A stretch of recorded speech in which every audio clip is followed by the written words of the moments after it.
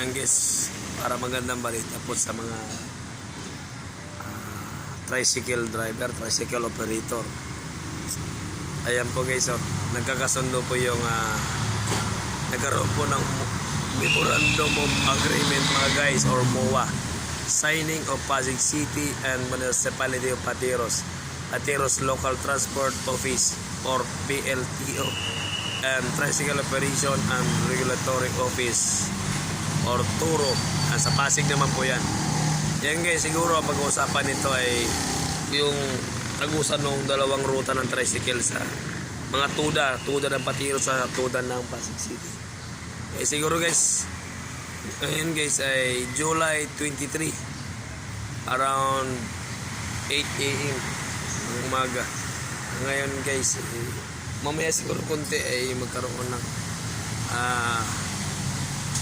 ano guys, yung dalawang mayor ng dalawang magkatabing bayan. Maganda ito guys, magandang balita to sa mga tricycle sa mga tuda ng sakop ng Pasig City and Patiros. Magandang ano to guys, magandang adhikain ng dalawang mayor.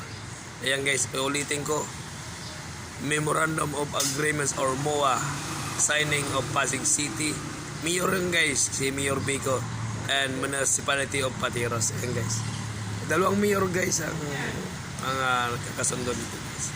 Kaya sa lahat ng mga tricycle dyan, tricycle operator, tricycle driver, magandang balita to guys. Bagong balita, magandang balita pa. Kaya siguro guys,